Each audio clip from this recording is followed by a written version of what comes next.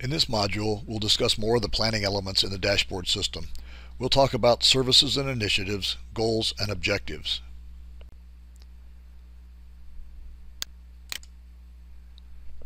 Services are those functions that the group currently provides to clients, partners, or the organization.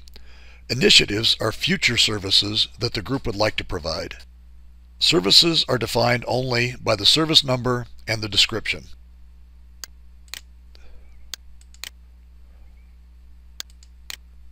A service or initiative can be copied from any other group in the selected organization. When a service or initiative is copied, all of its related goals, objectives, and activities will be copied as well. This feature can save a lot of data entry when multiple groups have similar services.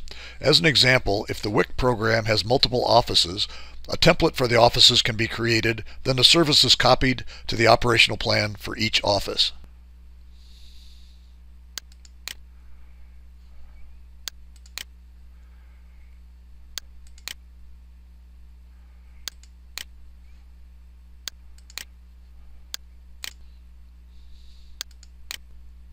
All planning elements, including services and initiatives, can be categorized and subcategorized as desired. We'll go into detail on this powerful tool in a later training module. All of the changes to the services and initiatives are tracked in a history table. We'll go into detail on history and performance charting in a later training module. Each planning element, users, orgs, groups, services and initiatives, goals, objectives, and activities, may have multiple version-controlled documents attached to them through the document management system. We'll explain this feature in a later training module as well. Goals, objectives, and activities define the how we do it planning elements for services and initiatives. Each service or initiative may have multiple goals.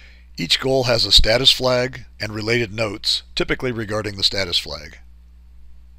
A green flag indicates that the goal is proceeding as expected. No action is needed at this time. A yellow flag indicates that the goal may not be proceeding as expected. This could be due to potential funding issues, resources moving or leaving, partners not able to perform as expected, or similar issues. Help may be needed to get it back to a green flag.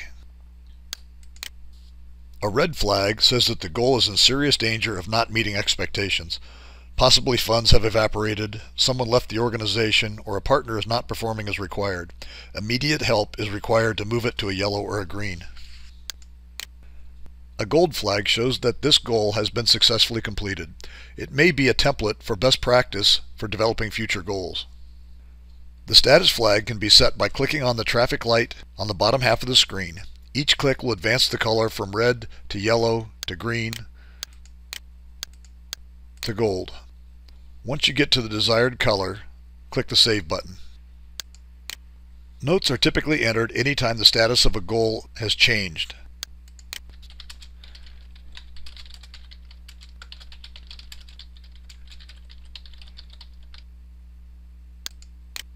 Like all planning elements, documents can be attached, history records are maintained, and goals can be categorized. We'll go into detail on these features in a later training module. Objectives define the how we do it element for goals. Each goal may have multiple objectives. Objectives have somewhat more detail than goals. In addition to the status flag and notes, each objective has an objective leader and activity roll-up fields. The objective lead field allows you to select a system user who has been assigned as the leader for this objective. Click on the down arrow to select an objective leader. If the desired person is not in the current group, click the Select All Users button to show all users in the organization. Select the desired user and click the Save button. Once you make all of the edits to the objective, click the Save button. The Activities Roll-Up fields show the summary of the activities related to the selected objective. Depending on the type of activity selected, these fields vary. For project-based activities, the % done field is displayed. Since it is not practical to calculate a roll-up value for project-based activities, the field is manually entered. For quality assurance or QA activities, this field calculates and displays the average value of the selected activities. For quantitative measurement or QM activities, the sum of the selected activities and the aggregate percent complete is calculated and displayed. The green flag button allows you to select or unselect this objective as a My Priority issue on the dashboard screen.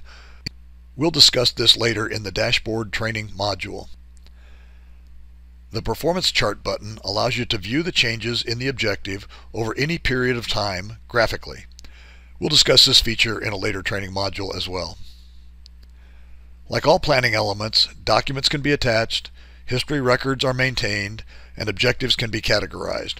We'll go into detail on these features in future training modules.